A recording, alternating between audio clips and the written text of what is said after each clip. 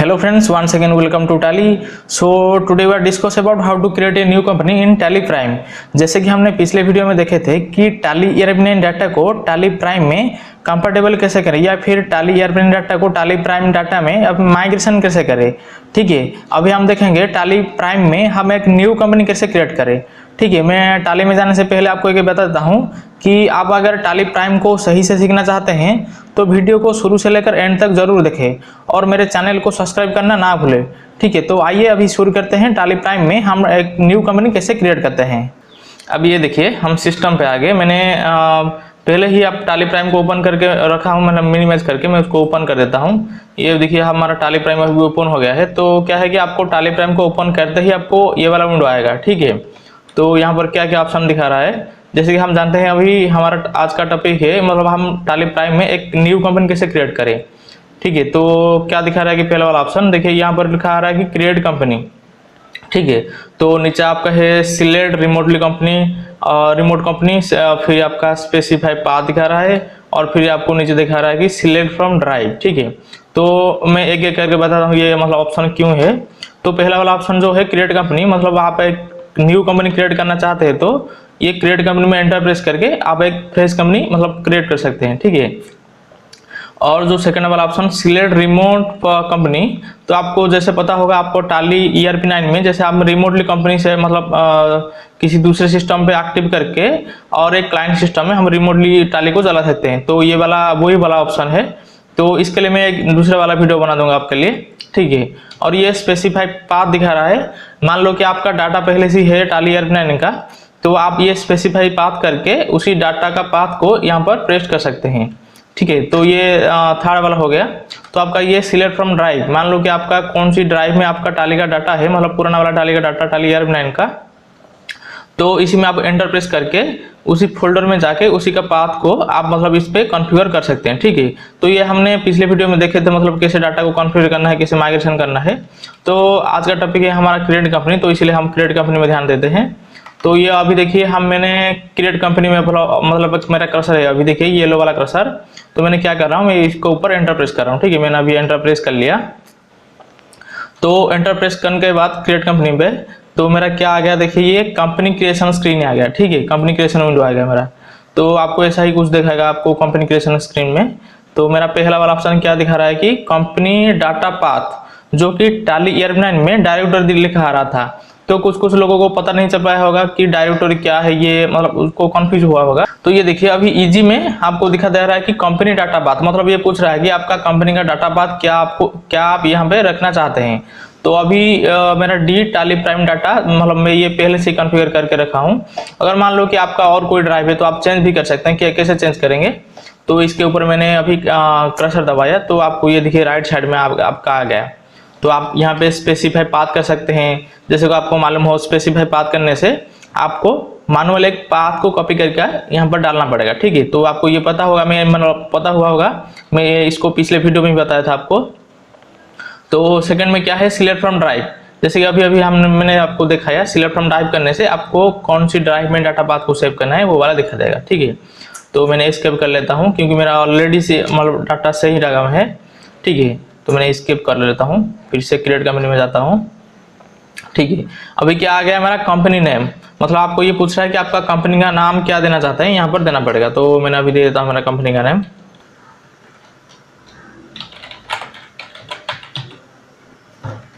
अभी मैंने कंपनी का नाम डाल दिया। या फिर नीचे आपको क्या दिखा रहा है कि मेलिंग नेम, तो आपको मेलिंग नेम वही वाला रहेगा, आपका कंपनी का नाम जो है वही वाला भी मेलिंग नेम रहेगा। तो आपको एड्रेस में आपका एड्रेस लिखना है। मैं अभी लिख देता हूँ मेरा एड्रेस।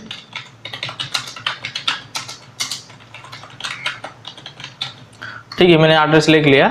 तो आपको यहाँ पर नीचे क्या पूछ रहा है कि आपका स्टेट क्या है। ठीक है, जैसे कि मैंने मेरा स्टेट अभी उड़ीसा है, तो आपको आपका जो स्टेट है वो आप वो डाल सकते हैं। मैंने उड़ीसा डाल दिया।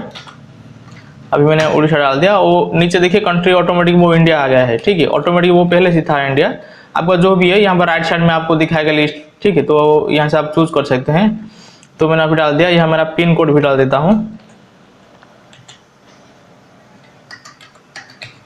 ठीक है, मैंने अभी पिन कोड डाल दिया। अभी मेरा टेलीफोन नंबर नहीं है, मेरा मोबाइल नंबर डाल देता हूँ। और ये मेरा ईमेल डाल देता हूँ।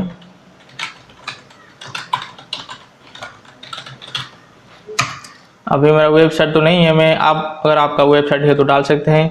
अब ये देखिए आपको टाली एयरप्लेन में ये स्क्रीन ज़्यादा मतलब और कुछ ऑप्शन आपका आ रहा था, तो अभी मेरा नहीं आ रहा, तो क्या करेंगे इसमें नीचे देखिए आपका एक ऑप्शन है F12 कॉन्फ़िगर, ठीक है। तो आप यहाँ पे माउस क्लिक कर सकते हैं या फिर आपको कीबोर्ड में F12 प्रेस कर सकते हैं। तो मेरा कॉन्फ़िगर स्क्रीन आएगा। यहाँ पर क्या दिखा रहा है कि प्रोवाइड कॉन्टैक्ट डिटेल्स, जो कि मेरा ये है ऑलरेडी, ठीक है। यहाँ पर नीचे दिखा रहा है कि use Tally vault password to encrypted company data, ठीक है। तो आपको वो टाली एयरप्लेन में डायरेक्टली आपका टाली वॉल्ट पासवर्ड देने के लिए पूछ रहा था, तो अभी ये नहीं पूछ रहा, तो आपको क्या करना पड़ेगा, इसी में आपको येस करना पड़ेगा, ठीक है। मैंने अभी इसको येस कर लिया। और आपको नीचे दिखा रहा है कि यूजर एक्सेस कंट्रोल, ठीक है।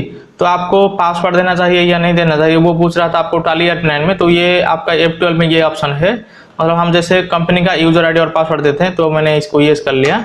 और नीचे क्या है कि provide additional base currency details, तो ये भी आपका टाली एयरप्लेन में था, तो मैंने अभी इसको भी येस कर लिया। अब देखिए अब येस करने से हमारा बहुत सारा ऑप्शन मतलब जो हाइड होकर रह रहा था अभी वो शो हो गया हमको। यहाँ पर आपको फाइनेंशियल बिगिनिंग फ्रॉम और बुक बिगिनिंग फ्रॉम आ गया। आपको जिस मतलब महीने से आपको मतलब जिस ईयर से आपको मतलब कंपनी को शुरू करना है आप यहाँ पे डाल सकते हैं। और फिर ये देखिए हमको ऑप्शन येस करने से सिक्योरिटी में हमारा set Tally vault password encrypted data company data आ गया, ठीक है। तो अगर मान लो कि आपको टाली का वॉल्ट पासवर्ड देना है तो आपको येस करके यहाँ पर देना पड़ेगा।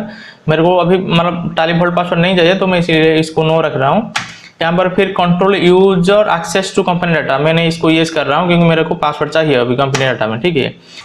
अभी मैंने यूजर और एडमिनिस्ट्रेटर को मैंने पासवर्ड दे मतलब एडमिनिस्ट्रेटर दे दिया, मेरे ए मतलब डाल दिया यहाँ पे। और पासवर्ड भी मेरा वही वाला सेम ही रखूंगा, मेरे बाद में इसको भी चेंज कर सकता हूँ, ठीक है। मैंने भी ए प्रेस कर लिया और कन्फर्म पासवर्ड में भी मैं ए दे दिया, ठीक है। अभी क्या वो वार्निंग आ रहा है कि forgetting your password will render your data मतलब इनएक्सेसिबल, मतलब ये आपको ये दिखा रहा है कि अब मान लो कि आपका कंपनी का आईडी पासवर्ड आप भूल गए हैं तो आप डाटा को मतलब एक्सेस नहीं कर पाएंगे, ठीक है। तो आपको ये इसको एंटर प्रेस करना है। अभी यह क्या दिखा रहा है कि एनेबल टाली ऑडिट फीचर, ठीक है। अगर मान लो कि आपका टाली का ऑडिट फीचर आपको येस कर रखना है तो आपको यहाँ पर येस करना पड़ेगा। मेरे को ये नो रहना चाहिए, अभी मेरे को अभी कोई जरूरत नहीं इसका, ठीक है। अभी क्या दिखा रहा है कि disallow opening in educational mode, मान लो कि आपका टाली का लाइसेंस नहीं है टाली प्राइम का, तो आपको ये ऑप्शन येस करने से आपका डाटा उस टाली में मतलब शो नहीं होगा, ठीक है। मतलब आप इसको अभी नो रखने दीजिए, ठीक है। तो आपको क्योंकि एजुकेशन बोर्ड भी काम करना है, अगर मान लो कि आपके पास लाइसेंस नहीं है तो आपको इसको नो रखना पड़ेगा। मैंने अभी नो रख लिया। अभी नीचे क्या दिखा रहा है कि बेस कॉन्वेंशन सिंबल तो सही है, मेरा फॉर्मल नेम भी सही है, ठीक है। इसको कुछ नहीं करना है, इसको जैसे कि है वैसे को छोड़ देना है इसको। और एक ऑप्शन है कंपनी क्रिएशन में, क्या है देखिए राइट साइड में ग्रुप कंपनी, ठीक है। कि मान लो कि आपके पास एक मतलब 4-5 कंपनी है टाली प्राइम टाली का, तो आप सारे के सारे कंपनी को मिला के एक ग्रुप कंपनी कर सकते हैं, ठीक है। तो इसके लिए मैं एक अलग एक वीडियो बना लूंगा, ठीक है। तो आज हम देखेंगे मतलब क्रिएशन कैसे करते हैं कंपनी को, तो वही वाला में ध्यान देते हैं। अभी मैंने देखिए अभी मैंने सारे के सारे डिटेल्स मतलब फिलअप हो गया है, तो आपको क्या करना है अभी एंटर प्रेस करना है। अभी मैंने एंटर प्रेस करके ये देखिए एक्सेप्ट येस और नो मांग रहा है, तो मैंने अभी येस कर लिया। अभी मैंने जो कि अपना यूजर आईडी और पासवर्ड दिया था, क्या मेरा ए दिया था, ठीक है। मैंने अभी ये मेरा ए डाल दिया और फिर यहाँ पर ए डाल दिया, ठीक है। ये मेरा ऊपर देखिए मेरा कंपनी का नाम आएगा ब्राइट सॉफ्टवेयर सॉल्यूशंस, ये भी लोडिंग कंपनी, ये हो गया। देखिए आपको क्या हो कि आपको कंपनी को ओपन करते ही आपको F11 का जो फीचर्स है वो वाला आ जाएगा, ठीक है। जैसे कि हमको टाली ERP में नहीं था, ये एक अच्छा वाला फीचर है क्योंकि कंपनी को मतलब क्रिएट करते ही आपको ऑप्शन दिखा रहा है कि आपको क्या ये रहना चाहिए, आपको क्या क्या फीचर्स मतलब रिक्वायरमेंट है, ठीक है। तो आपको F11 यहाँ पे प्रेस करना ही करना पड़ेगा, तो ये ऑटोमेटिकली आ जाएगा।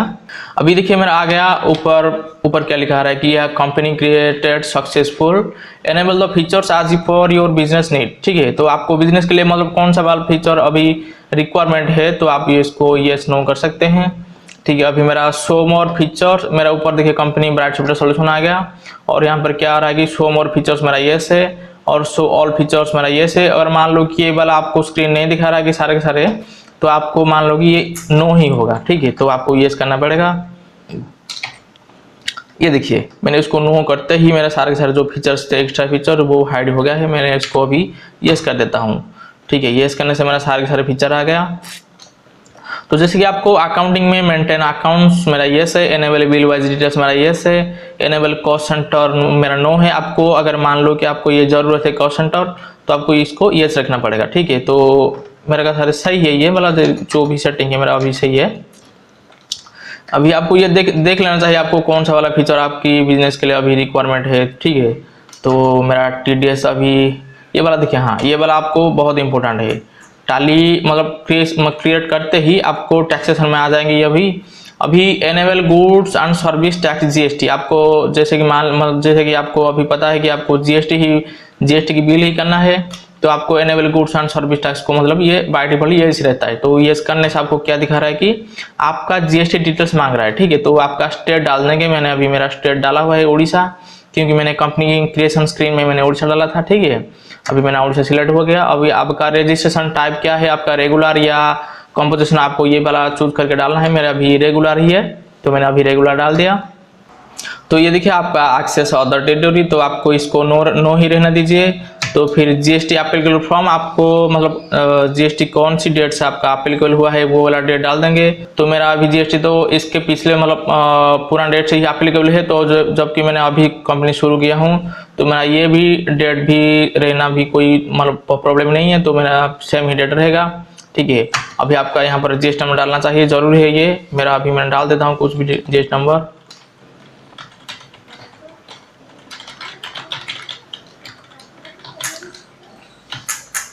ठीक है।